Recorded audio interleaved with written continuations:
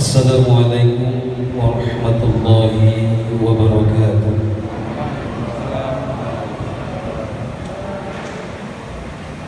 Alhamdulillah, alhamdulillahilladzi qad wafaqa lil ilmi khairi khalqihi wa lidhukur hatta lahat qulubuhum li nahwihi fa min 'azimi sadihi lam tawihi fa'aqiban ala dawil sadihi fa'aqiban bil hamdil ila akhirin nadar. Asyhadu an la ilaha illallah wahdahu la syarika lah wa nashhadu anna Muhammadan abduhu wa rasuluhu la nabiyya ba'dah. Allahumma shalli ala sayyidina Muhammadin nuril hidayah wa ala alihi wa sahbihi wa mawalah. قال الله تعالى في القرآن الكريم وهو أصدق القائلين أعوذ بالله من الشيطان الرجيم بسم الله الرحمن الرحيم يا أيها الذين آمنوا كتب عليكم الصيام كما كتب على الذين من قبلكم لعلكم تتقون إلى آخر الآية والله أعلم بالمعنى والمراد.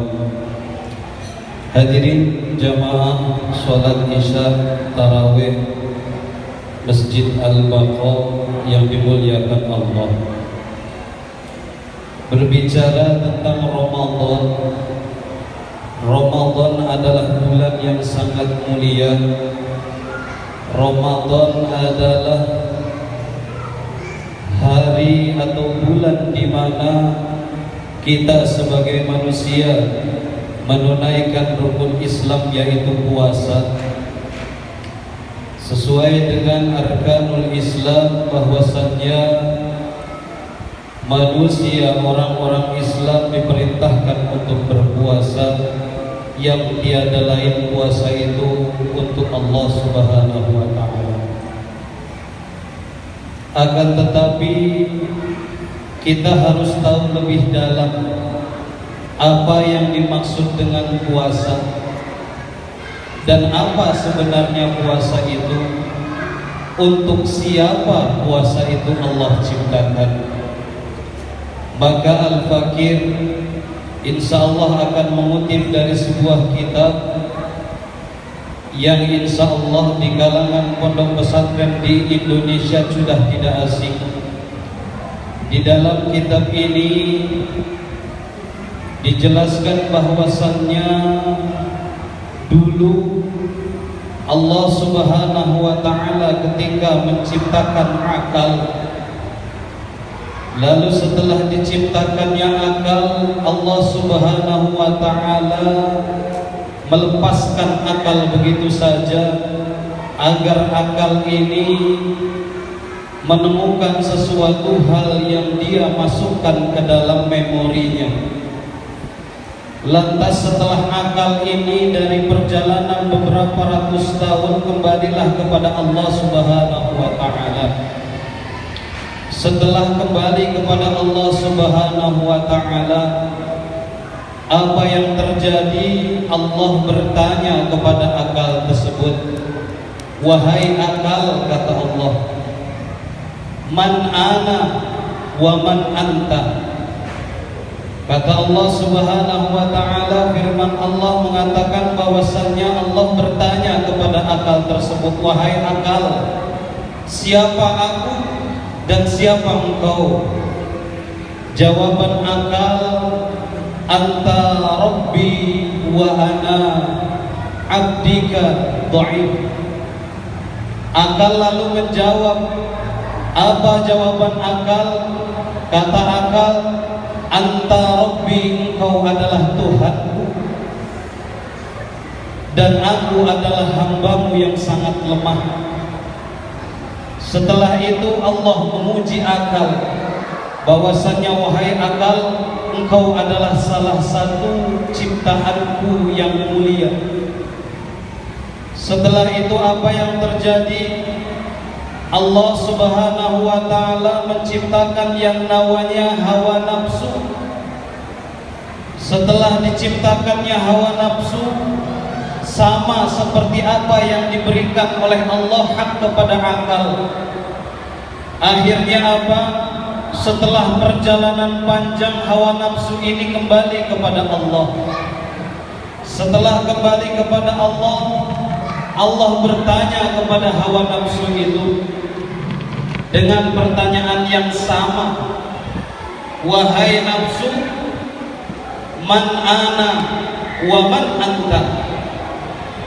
Lalu dengan tegas hawa nafsu ini menjawab, ana wa anta anta. Hawa nafsu ini menjawab di hadapan Allah bahwasanya engkau adalah engkau, aku adalah aku, kata hawa nafsu. Akhirnya apa yang terjadi? Allah memberikan azab terhadap hawa nafsu ini, dimasukkannya ke dalam neraka jahanam sepanjang perjalanan waktu 100 tahun lamanya. Setelah 100 tahun lamanya, hawa nafsu ini diambil, ditanya kembali oleh Allah, wahai hawa nafsu, man ana wa man anta. Jawaban yang sama dikeluarkan oleh hawa nafsu. Kata hawa nafsu, ana wa anta. Jawaban hawa nafsu sama dengan jawaban pertama, bahwasanya engkau adalah engkau, aku adalah aku, kata hawa nafsu. Akhirnya apa yang terjadi? Allah memberikan adab selanjutnya kepada nafsu ini. Dimasukkanlah ke sebuah tempat, yang tempat itu tidak ada satu apapun yang bisa dijadikan aplikasi oleh nafsu ini. Akhirnya apa? Sama dengan perjalanan 100 tahun. Setelah itu apa yang terjadi? Allah memanggil nafsu, lalu ditanya nafsu itu, wahai nafsu, man ana wa man anta. Ketika ditanya setelah dimasukkan ke suatu tempat yang tidak ada sama sekali makanan, tidak ada sama sekali minuman, yang lamanya 100 tahun nafsu di dalam itu, akhirnya nafsu menjawab, anta rabbi wa ana abdikal dhaif. Lantas nafsu ini berkata, wahai Rabbku, engkau adalah Tuhanku dan aku adalah hambamu. Dari situlah Allah mensyariatkan, menjadikan satu hukum, bahwasannya untuk menekan hawa nafsu yang ada di dalam diri kita dengan cara berpuasa.